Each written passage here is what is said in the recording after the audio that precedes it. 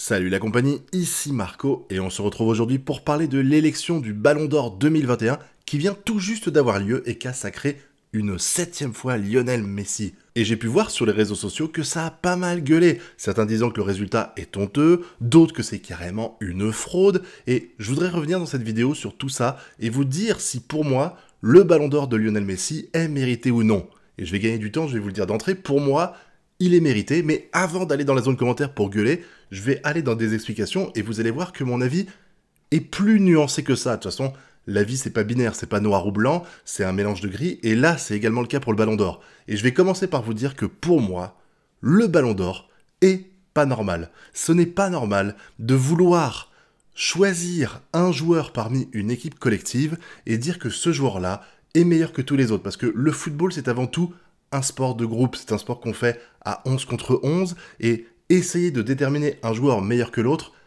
c'est pas possible, et ce pour deux raisons.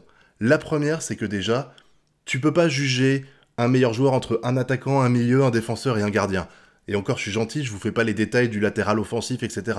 Mais déjà, rien que le rôle que tu as dans l'équipe fait que tu ne peux pas juger. C'est un petit peu comme un manga ou un jeu vidéo. Comment tu décides quel est le meilleur jeu vidéo entre Mario Odyssey et Metal Gear Solid? Il n'y a rien en commun entre ces deux jeux-là. C'est pareil pour les mangas. C'est quoi le meilleur manga entre Dragon Ball et l'Attaque des Titans? Il y a juste quasiment rien en commun entre les deux, à part le fait que c'est le même type de format. Et là, c'est pareil. Comment tu juges quel est le meilleur joueur de football entre un Donnarumma qui est gardien de but et un Lewandowski qui est attaquant? Il n'y a rien en commun, on peut même pas se baser. Est-ce qu'il y en a un qui met plus de buts que l'autre? Bah oui, évidemment, parce que l'autre est gardien. Est-ce qu'il y en a un qui fait plus d'actions clés en défense? Voilà, et c'est ça pour tout le reste. Donc, décider de choisir parmi tous les différents rôles que tu peux avoir dans une équipe, quel est le meilleur, c'est une hérésie. Et la deuxième hérésie, c'est le fait de vouloir choisir quel est le meilleur joueur entre des gens qui évoluent pas dans le même type d'équipe, pas dans le même type de championnat. C'est pas non plus facile. Comment tu peux juger si les buts que tu mets par exemple en championnat de France ont la même valeur que ceux que tu mets en Angleterre, où le niveau de jeu est quand même vachement plus relevé? Et c'est pour moi le principal truc à noter concernant Messi et son Ballon d'Or, parce que les gens disent que c'est pas mérité, et que Lewandowski a de meilleurs stats que lui. Oui, il a de meilleurs stats, ça c'est sûr, mais il faut voir aussi l'impact et l'influence que tu as au sein de ton équipe. Est-ce que tu as vraiment réussi à faire la différence et sans toi ils auraient été complètement perdus? Ou est-ce que si t'avais pas été là, bah, ils auraient peut-être été un peu moins bons mais ça aurait fait quasiment les mêmes performances? C'est ça qu'il faut te poser comme question. Et quand tu regardes Lewandowski, il évolue dans une équipe du Bayern de Munich qui est complètement rodée, qui gère, après il gère aussi dans la Bundesliga qui est quand même, il faut le reconnaître, hein, sans vouloir dire que c'est un championnat de merde, il est quand même un brin inférieur à celui de la Liga. Donc il évolue dans une équipe du Bayern qui surdomine complètement depuis des années la Bundesliga, avec des équipes qui sont donc d'un niveau inférieur. Il a un collectif autour de lui qui est hyper rodé et qui est très qualitatif.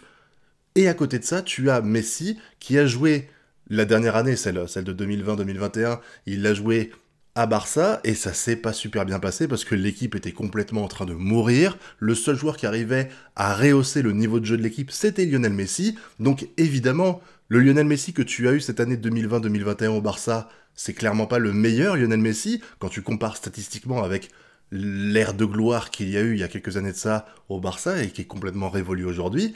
Mais est-ce que ça a moins d'impact? Est-ce que c'est parce qu'il a des moins bonnes stats qu'il est moins bon que Lewandowski et qu'il pèse moins sur son équipe que Lewandowski pèse sur l'équipe du Bayern? Il est là le truc. Et il y a aussi à voir que Lewandowski, bon, il a le malchance, hein, sans vouloir être méchant, d'être de nationalité polonaise. Du coup, bah, à l'Euro, Lewandowski, il a rien fait. Il y a eu, je crois qu'ils ont été éliminés dernier de la poule avec 1 point, 2 défaites, un match nul. Forcément, quand tu es dans une année où il y a une compétition internationale comme ça, ben, il faut briller. Je suis désolé pour lui. S'il était allemand ou s'il était anglais ou italien, ben, ça se passerait mieux, mais là, c'était pas le cas. Alors qu'à côté de ça, Lionel Messi, sans dire qu'il a accompagné des clopés, hein, on est d'accord, l'équipe d'Argentine, elle est bonne quand même, il a porté cette équipe d'Argentine jusqu'à la victoire, mine de rien.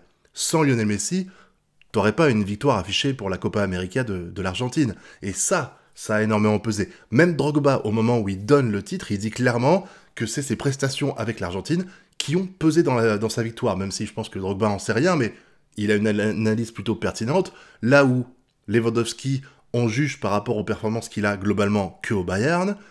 Messi, on le juge par rapport au fait qu'il a gagné la Copa América avec l'Argentine, et que de l'autre côté, au Barça, il a quand même porté l'équipe pour qu'elle finisse 3e, si je dis pas de bêtises. Alors je précise quand même une toute petite chose. Je suis pas en train de vous dire que Lionel Messi méritait plus ce ballon d'or que Lewandowski. Et d'ailleurs, c'était très touchant de voir que le discours de Messi disait que Lewandowski aurait dû avoir le ballon d'or. Alors, celui de l'an dernier, pas celui de cette année, mais c'était un bel hommage, et puis il a dit aussi qu'il était honoré d'être en compétition avec lui, et je trouve que Lewandowski méritait également de gagner le ballon d'or. Tout comme Jorginho. Et je vais essayer d'expliquer un petit peu tout ça. Le problème que tu as avec ce classement, il est basé en fait sur 3 critères, qui sont tous les 3 subjectifs, en plus de tout le problème que j'ai dit à propos de ta position, de ton club, du championnat dans lequel tu joues, et aussi de l'équipe nationale dans laquelle tu joues, parce que ça impacte. Il y a 3 critères qui sont donnés en fait pour aiguiller un petit peu les journalistes à voter pour le joueur qu'ils veulent. Le premier, ce sont les performances individuelles et collectives. Donc ça va dire collective, les titres, individuelles, c'est les stats. Et c'est pour ça aussi, dans ces cas-là, que les milieux offensifs et les attaquants sont largement avantagés, parce que quand tu regardes des stats, en général, tu regardes le nombre de buts et de passes décisives, tu regardes pas le nombre de kilomètres parcourus, tu regardes pas le nombre de tacles réussis, tu ne regardes pas le nombre d'arrêts réussis, ce qui fait que les milieux plutôt défensifs, les défenseurs et les gardiens de but sont toujours en retrait par rapport au classement, parce que, on regarde les stats, et on voit bien d'ailleurs, hein. Quand tu regardes sur internet, sur Twitter, les gens ils étaient là à te dire Lewandowski mérite le ballon d'or parce qu'il a marqué X buts. C'est tellement une hérésie de dire ça, mais ça compte, c'est clair, c'est le premier critère, c'est les performances individuelles, donc les statistiques, et les performances collectives, donc les titres. Et le deuxième critère, c'est l'impact qu'on a au sein de son équipe et le fair play. Alors, je sais que c'est, encore une fois, c'est subjectif aussi, c'est compliqué de juger si Messi a plus d'impact au Barça et en Argentine que Lewandowski en a au Bayern et en équipe de Pologne. Mais ça joue aussi, donc ça, le fair play, c'est plutôt la façon d'être un gentleman, j'ai envie de dire, je vois pas comment. L'aura que t'as dans le club et le fait d'être respectueux des règles, et là-dessus, c'est vrai que depuis des années, que ce soit Ronaldo ou Messi, c'est quand même les patrons, hein. Je veux dire, il n'y a pas de frasque, il n'y a pas de moment, ça a dû arriver de façon très rare, mais il n'y a pas de moment où il y a des pics de colère de leur part, où ils foutent bordel, où ils balancent un truc dans la gueule de quelqu'un, où ils insultent l'arbitre. J'ai pas souvenir d'avoir vécu ça, et je suis convaincu, sans connaître trop Lewandowski, que c'est son cas aussi. Je pense que lui c'est pareil, mais il y a ce critère-là qui vient rentrer en ligne de compte, et le dernier, c'est l'historique du joueur. Ce qui fait que c'est quand même vachement plus facile de gagner un ballon d'or quand t'as 35 ans que quand t'en as 19. Parce qu'il y a toute l'aura du joueur, en fait c'est ça qui est plus ou moins dit de façon officieuse, c'est quelle image retransmet le joueur depuis toutes ces années. Et c'est vrai que Messi, tout comme Ronaldo, et également Lewandowski, soyons clairs, ce sont des patrons. C'est pour ça, donc, les gens qui t'expliquent, ouais, mais en fait, un coup on dit que les stats comptent, l'autre coup on dit qu'elles comptent pas. Non, il y a des règles qui sont très claires. Le problème, c'est que ces 3 critères qui sont là pour choisir quel est le meilleur joueur, ils sont juste basés sur ta vision à toi. Il y a des gens qui vont dire que Messi a plus pesé dans le jeu du Barça et le jeu de l'Argentine que Lewandowski a pesé dans le jeu du Bayern et de la Pologne. Il y a des gens qui vont penser l'inverse. Donc en fait, gueuler parce qu'un joueur ou l'autre mérite plus le titre, c'est complètement subjectif. Vous avez une vision des choses, les autres ont pas la même, et d'ailleurs quand tu vois les votes, tu sens que c'était serré. Donc les avis étaient très divergents. Honnêtement, les deux auraient mérité le ballon d'or, je pense, et j'irais même plus loin. Les 3. Parce qu'il y a des gens qui ont été surpris de voir Jorginho aussi haut. Je rappelle que lui, il vient de gagner cette année, en termes de collectif, le mec a tout raflé. Il a gagné l'Euro avec l'Italie, il a gagné l'AC1 avec Chelsea. Je veux dire, ça va. En général, vous savez comment on parle, si vous connaissez un petit peu le milieu du foot. À une époque, maintenant c'est un peu moins le cas, mais on disait souvent que tu veux gagner le Ballon d'Or, gagne l'AC1. Tu veux gagner le Ballon d'Or, gagne la Coupe du Monde, la Coupe d'Europe. Souvent c'était les critères, c'est s'il y avait un joueur qui avait été très bon et que c'était une année à la Coupe du Monde, on lui disait ouais, il a été très bon, c'est clair, mais il n'a pas gagné la Coupe du Monde, donc c'est mort pour lui. C'était un petit peu ça le credo, et là, Jorginho, il est dans tous les clous, c'est bon, il a rempli le quota dans les 2 cas. Les 2 compétitions les plus importantes pour sélectionner qui va gagner le Ballon d'Or, il les a remportées. Alors, il a peut-être pas eu le même impact que Donnarumma par exemple sur l'équipe d'Italie. Il a peut-être pas eu le même impact que d'autres joueurs à Chelsea pour gagner la C1. Mais ça n'empêche qu'il a joué un rôle important, et pour l'équipe nationale, et pour l'équipe de Chelsea. Ce qui fait que les 2 combinés font que, à mes yeux, c'est pas voler la 3e place. Maintenant, je vais revenir sur les 2 autres choses qui ont choqué les gens, la 4e position de Karim Benzema et la 9e position de Kylian Mbappé. Je ne vois pas où il y a une fraude ici. Alors encore une fois, c'est subjectif, hein, je suis pas en train de dire que vous avez tort et que j'ai raison, mais je vais vous expliquer un petit peu, c'est que quand tu vois Benzema, au final, si tu regardes collectivement ce qu'il a fait, bah le Real Madrid, ils ont pas remporté le championnat l'an dernier, ils ont pas non plus remporté la C1, et avec l'équipe de France, on a été éliminé contre la Suisse très rapidement. Donc, en termes de stats, etc., bah Benzema, il est largement en dessous un Jorginho, par exemple. Et même s'il a un gros impact dans l'équipe du Real Madrid, il y a quand même d'autres joueurs aussi qui rejouent un rôle majeur. C'est aussi ça que les gens ont du mal à prendre en compte, c'est que quand t'es dans une équipe comme le Barça, à l'époque où elle roulait surtout, eh ben, mine de rien, les autres joueurs tirent la couverture vers eux, ce qui fait que bah, t'as moins de chances de pouvoir respirer dedans, de pouvoir étaler tout ton talent, parce que tu dois partager. Si tu as 2 attaquants de talent, par exemple, eh ben, ils vont se partager les buts. Et forcément, chacun va avoir un impact dans l'équipe, et du coup, ça va être compliqué pour l'un d'eux de se dégager et de réussir à obtenir le ballon d'or. Quand tu t'appelles Messi ou Ronaldo, tu peux, parce que tu es exceptionnel, mais Benzema n'est pas aussi exceptionnel que Messi ou que Ronaldo, donc forcément, ben, il est moins influent dans le Real que a pu l'être le Ronaldo à l'époque ou que l'a pu l'être Messi quand il était au Barça. Et c'est pas méchant de dire ça, hein, j'adore Benzema, mais clairement, là, quand tu regardes tout ça, Benzema, bah, déjà, je comprenais pas quand les gens ont voulu faire un tollé pour qu'il remporte le Ballon d'Or. Tu vois que le Real Madrid a poussé pour ça, et je pense que sans le Real Madrid, Benzema aurait même pas fini 4e, mais j'ai du mal à imaginer que des gens parlaient de Benzema Ballon d'Or avant que le Real Madrid fasse un tollé à ce sujet-là, parce qu'ils ont gagné la Coupe des Confédérations, là, la Coupe nulle qui sert à rien. Et pareil pour Mbappé. Mbappé, je suis désolé, il a été fantomatique pendant tout l'Euro. Je rappelle que les compétitions internationales pèsent beaucoup, puisqu'on a donné le Ballon d'Or à Messi, principalement pour ce qu'il a fait pendant la Copa América. Et l'Euro compte énormément. C'est quoi les stats d'Mbappé?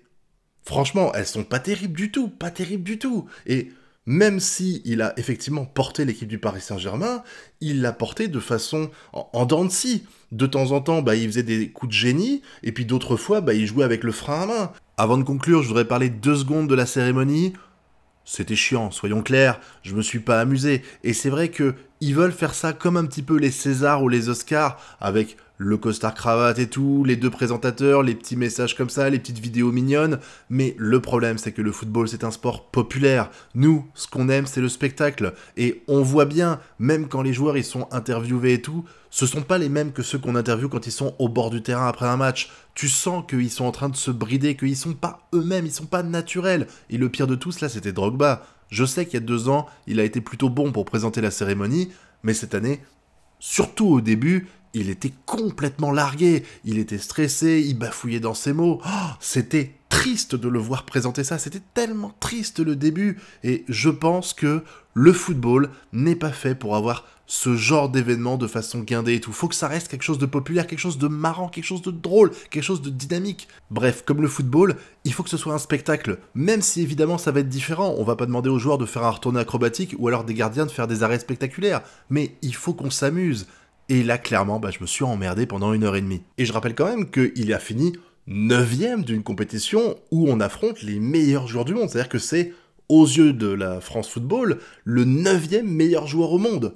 Ça va, il y a pire. Et je pense que Mbappé est à sa place. Oui, il a sans doute le talent pour être le numéro 1, mais la mentalité, la vision des choses et tout, il l'a clairement pas, clairement pas. Donc la 9e place, si ça peut être un petit coup de pied au cul qui lui permet de se rendre compte de l'énorme étape qu'il y a à franchir pour être comme un Messi ou Ronaldo à l'époque, eh ben ça sera une bonne chose. J'espère vraiment qu'il va pas juste se dire que France Football ça a été des connards avec eux, ils l'ont mal jugé, et qu'il va plutôt se remettre en question vis-à-vis de certaines choses, parce que il faut dire ce qui est, Mbappé, c'est une putain de starlette, et il faut qu'il change de comportement, que ce soit sur le terrain ou autre. On a beau dire, Messi et Ronaldo, ce sont des joueurs qui sont très humbles, même s'ils sentent que, je pense qu'ils sont pas non plus cons, ils sont au courant qu'ils pèsent énormément dans le game. Bon, Messi peut-être moins maintenant qu'il est au Paris Saint-Germain, mais à l'époque au Barça, Messi c'était le Messi, et pareil pour Ronaldo, et j'ai l'impression que Mbappé, lui, se voit plus beau qu'il ne l'est, plus beau que tous les autres et au-dessus. Et je pense que ça, c'est un vrai problème. D'ailleurs, ça fait partie du 2e critère dont j'ai parlé. Le fair play, l'aura dans le club, etc. Et La dernière chose, par contre, qui pour moi est une fraude, c'est la 6e place de Ronaldo. Parce que Ronaldo, il a poussé, il a tenu l'équipe de la Juventus de Turin à bout de bras pendant tout le temps où il y était, surtout la dernière année. Comme Messi d'ailleurs au Barça cette année, hein, même si c'était encore pire pour Messi, mais il a fait tellement de choses formidables. Et le voir à la 6e place, ça c'est la vraie fraude. Ça c'est la vraie fraude. Alors après, ça c'est mon avis sur l'ensemble et j'attends que vous me donniez le vôtre. Essayons de nous respecter. Encore une fois, c'est quelque chose de subjectif. Je veux dire, personne n'a la bonne réponse. Et en plus, de toute façon, comme je l'ai dit, juger un joueur sur ses performances personnelles, individuelles, et dire que c'est le meilleur qu'un autre et tout, vu les critères pourris qu'on peut avoir et la différence qu'il y a entre un attaquant, un défenseur et un mec qui joue au Barça et un mec qui joue au Bayern Munich ou à Liverpool ou à Chelsea, eh ben, c'est complètement débile. Donc maintenant, dites-moi ce que vous en pensez dans la zone commentaire. N'oubliez pas non plus le pouce bleu, l'abonnement et partage. Nous on se retrouve bientôt pour de prochaines vidéos. Et d'ici là, je vous souhaite de bien kiffer. Tchuss!